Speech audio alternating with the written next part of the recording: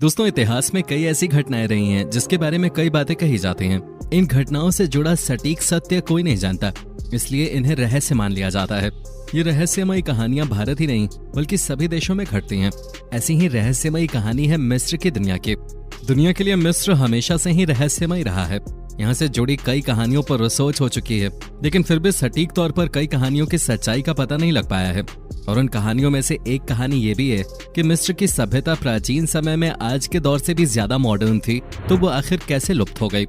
आज की वीडियो में हम आपको मिस्र और उसके पिरामिड्स में दफन उन रहस्यों के बारे में बताने जा रहे हैं जो आज हमारे प्लेनेट के पूरे इतिहास को ही चुनौती दे रहे हैं। दोस्तों, इस रहस्यमयी सफर की शुरुआत करने से पहले आपसे रिक्वेस्ट है कि हमारे चैनल को सब्सक्राइब करके साथ वाले बेल आइकन को जरूर ऑन कर लें। दोस्तों, यूं तो इन ग्रेट पिरामिड्स को बनाना अपने आप में ही एक बहुत बड़ी उपलब्धि थी, लेकिन इन महान पिरामिड्स को बनाने में निर्माताओं के द्वारा कई अद्भुत कारनामों को अंजाम दिया गया था। दोस्तों, सबसे पहले पिरामिड्स के निर्माताओं ने पिरामिड्स के बेस के लिए 6000 हेक्टेयर की पथरीली जमीन को काटकर समतल किया और पिरामिड्स को बनाने के लिए अलग अलग आकार के पत्थरों को जोड़ना शुरू किया।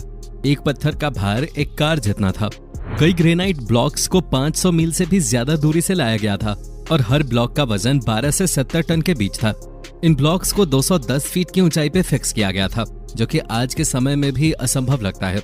दोस्तों, पिरामिड्स के अंदर 3 चेंबर हैं जो कि गजब की बारीकी से बनाए गए हैं। पिरामिड्स के अंदर निर्माताओं ने ठोस पत्थरों को काटकर एक रास्ता बनाया है जिसे ग्रैंड गैलरी भी कहा जाता है, जो 300 फीट लंबा और 3 फीट चौड़ा है। दोस्तों, पिरामिड्स को बनाने में लगभग 23 लाख से ज्यादा पत्थरों का इस्तेमाल हुआ था। शेप और साइज में ये पत्थर एक दूसरे से बिल्कुल अलग थे। ऐसे में एक्यूरेट शेप के स्ट्रक्चर को बनाना और भी ज्यादा मुश्किल हो जाता है। दोस्तों, अब बात करें पिरामिड्स की पोजीशन की, तो आपको बता दें पिरामिड्स की पोजीशन एकदम सटीक है। यह उत्तर दिशा में 1 डिग्री के 500वें हिस्से में स्थित है, जबकि ये तकनीक हमने हाल ही में सीखी है। हमने ऐसा करना 17वीं शताब्दी में सीखा था, जबकि मिस्रवासी हमसे हजारों साल पहले इस तकनीक का इस्तेमाल कर चुके हैं। हमारी इमारतें आज भी इतनी सटीक नहीं हैं जितने सटीक मिस्र के पिरामिड्स हैं। दोस्तों, ग्रेट पिरामिड्स की मजबूती का अंदाजा आप इसी बात से लगा सकते हैं।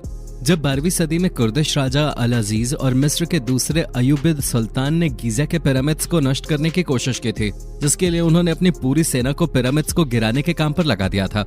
लेकिन हजारों सैनिकों के दिन रात मेहनत के बावजूद वो पिरामिड्स को मामूली रूप से ही तोड़ पाए थे। इतिहासकार बताते हैं ऐसा इसलिए था कि पिरामिड्स बहुत ज्यादा मजबूत और अत्यधिक बड़े थे, जिसके बाद चाहकर भी कुर्दिश राजा अपने मंसूबों को पूरा नहीं कर सके। दोस्तों, भले ही वो अपने मंसूबों को पूरा नहीं कर सके, लेकिन उन्होंने पिरामिड्स को कुछ ऐसे दाग जरूर दे दिए जिन्हें आज भी पिरामिड्स पर देखा जा सकता है। दोस्तों, पिरामिड्स की वास्तव में 8 साइड्स हैं। आपको बता दें कि 4 साइड्स के मुकाबले 8 साइड्स के पिरामिड्स को बनाना और भी ज्यादा जटिल हो जाता है, लेकिन पिरामिड्स की 8 साइड्स एक स्पेशल एंगल से ही दिखाई देती हैं। दोस्तों, मिस्र वासियों ने पिरामिड्स को बहुत ही तेजी से बना लिया था। मिस्र के विशेषज्ञों का मानना है कि पिरामिड्स को बनाने में सिर्फ 23 साल ही लगे थे। लेकिन सोचने वाली बात तो यह है कि पिरामिड्स को बनाने में लगभग 23 लाख ब्लॉक्स का इस्तेमाल हुआ था, और अगर उन्होंने 12 घंटे के शिफ्ट में साल के 365 दिन भी काम किया होगा, तो उन्हें हर पत्थर को खदान से काटने, उठाने और उसे सही स्थान तक पहुंचाने में सिर्फ 2.5 मिनट का ही समय मिलेगा। दोस्तों, उस जमाने में मिस्र वासियों के पास न तो पहिए थे और न ही स्टील। ये जानकर हैरानी होती है कि पिरामिड्स को सिर्फ कॉपर की छेनियों, स्टोन हैमर और रस्सियों की सहायता से ही बनाया गया था। दोस्तों, कई विशेषज्ञों ने पिरामिड्स के आर्किटेक्चर पे बहुत ही ध्यान से अध्ययन किया। उन्होंने पाया कि पिरामिड्स की दीवारों के ब्लॉक्स को आपस में इतनी बारीकी से जोड़ा गया था कि उसमें एक रेजर ब्लेड भी नहीं जा सकता था। इसके अलावा पिरामिड्स में कुछ ब्लॉक्स को इस तरह फिक्स किया गया है कि उनकी शेप और साइज दीवार की दूसरी तरफ के ब्लॉक्स की हुबहू मिरर इमेज है। इस तरह की तकनीक के पीछे कोई ना कोई वजह जरूर थे। वास्तव में अगर आपको ऐसी इमारत बनानी है जो काफी मजबूत हो, तो उसे हेट्रोजेनस शेप में बनाना होता है, और पिरामिड्स के निर्माता इस तकनीक को भली भांति जानते थे। यानी कि 4000 साल पहले मिस्रवासी जानते थे कि भूकंप प्रतिरोधी इमारत कैसे बनाई जाती है। दोस्तों, प्राचीन मिस्र की लिपि को हिरोग्लिफ्स कहा जाता है, और इस इमेज में आप जो हिरोग्लिफ्स देख रहे हैं, ये अब तक के सबसे रहस्यमयी और विवादित हिरोग्लिफ्स हैं। इन तस्वीरों को देखने के बाद आप सोच रहे होंगे कि प्राचीन मिस्र वासियों के पास कोई ना कोई मॉडर्न टेक्नोलॉजी जरूर रही होगी, लेकिन ऐसा कुछ भी नहीं है। वास्तव में ये तस्वीर कोइंसिडेंस से बनी है। ये मिस्र के 2 फराओ सेती 1 और रामेसेस 2 के नाम हैं, जो आपस में मिल गए थे। जब इन्हें अलग किया गया तो ये तस्वीर सामने आ गई। मिस्र के विशेषज्ञों ने लग्जर टेम्पल में स्थित रामसेस 2 के स्टैच्यूज की बारीकी से जांच की, तो उन्होंने पाया कि इन स्टैच्यूज को बहुत ही अविश्वसनीय रूप से तराशा गया था। वहां पर इस तरह की 2 मूर्तियां हैं। जब इन दो मूर्तियों की पिक्चर को एक दूसरे के ऊपर रखा गया तब वैज्ञानिकों ने पाया कि ये दोनों मूर्तियां एक दूसरे की कार्बन कॉपी थी। ये मूर्तियां जियोमेट्रिकली परफेक्ट थीं। आज की आधुनिक तकनीक का इस्तेमाल करके भी ऐसी प्रतिमाएं बनाना नामुमकिन है, जबकि इन्हें 4000 साल पहले हाथों से बनाया गया था। दोस्तों, मिस्र अकेला ही ऐसा देश नहीं है जहां इस तरह की वास्तुकला देखी गई है। दुनिया में ऐसी 9 जगहें हैं जहां बिल्कुल मिस्र जैसी वास्तुकला का इस्तेमाल हुआ है। उनमें से कुछ जगहें हैं ईस्टर आइलैंड, नाज़का, कुस्को, सैक्सेवैमन, ओल्लेंटेटाम्बो और माचू पिचू।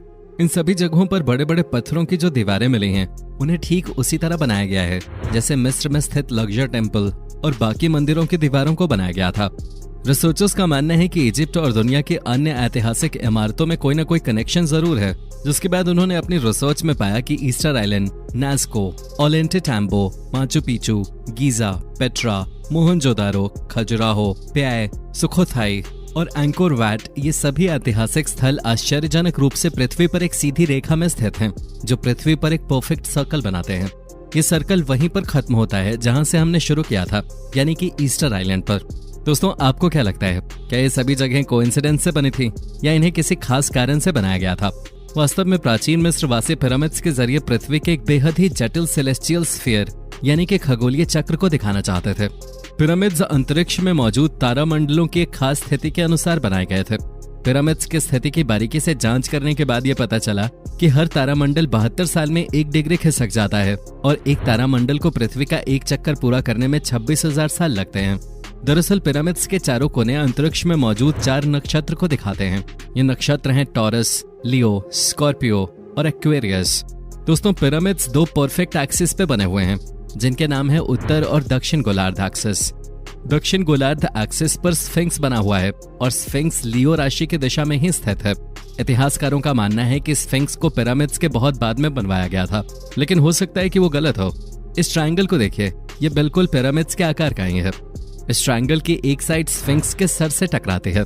अगर हम पिरामिड्स के आधार की आउटलाइन को राइट साइड में खिसकाते हैं और इस बॉक्स से एक सीधी रेखा स्फिंक्स तक खींचते हैं तो वो सीधा स्फिंक्स के सिर से टकराते हैं। और अगर हम इस तरह से एक सर्कल ड्रॉ करते हैं तो ये फिर से स्फिंक्स के सर को छूता है।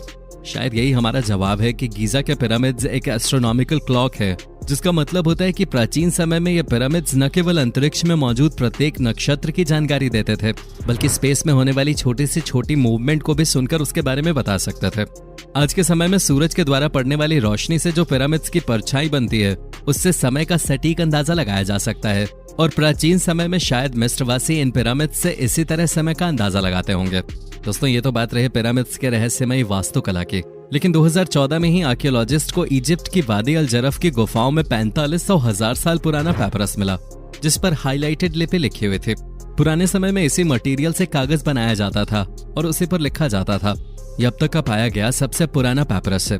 दोस्तों, 4500 साल पहले राजाओं के शासन के वक्त जब गीजा के पिरामिड्स का निर्माण हो रहा था, तब इन्हीं पेपरस के बने कागज पर पिरामिड्स के निर्माण से जुड़ी कुछ बातें लिखी गई थी। रिसर्चर्स ने जब इस पर लिखी लिपि को डिकोड किया तो उन्होंने पाया कि इस पर लिखा हुआ था कि हजारों मजदूरों ने लाखों टन लाइमस्टोन को दोहरा की खदानों से यहाँ तक पहुंचाया था, जिससे ये थ्योरी कहीं न कहीं सही मानी जा सकती है कि पिरामिड्स को इंसानों ने ही बनाया था। खैर, आपको बता दें कि ये पेपरस इजिप्ट की राजधानी कायरो के म्यूजियम में आज भी सुरक्षित रखा हुआ है। रिसर्चर्स का कहना है कि अभी इसे पूरी तरह से डिकोड नहीं किया जा सका है। वो अभी भी मानते हैं कि इसमें कहीं न कहीं पिरामिड्स के और भी कई रहस्य छुपे हुए हैं, जो धीरे धीरे करके ही सामने आएंगे। और जैसे जैसे ये रहस्य सुलझते जाएंगे, हम आपके लिए ऐसी ही वीडियोस लाकर इन रहस्यों को आपके आगे उजागर करते रहेंगे। बाकी इस वीडियो में बताए गए पिरामिड्स के इन रहस्यों के बारे में जानकर आपको कैसा लगा, अपनी राय हमें कमेंट करके जरूर बताएं। वीडियो पसंद आई हो तो वीडियो को लाइक करें और अपने दोस्तों के साथ शेयर करना न भूलें। नए व्यूअर्स हमारे इस चैनल को सब्सक्राइब करके बेल नोटिफिकेशन को जरूर ऑन कर लें। धन्यवाद।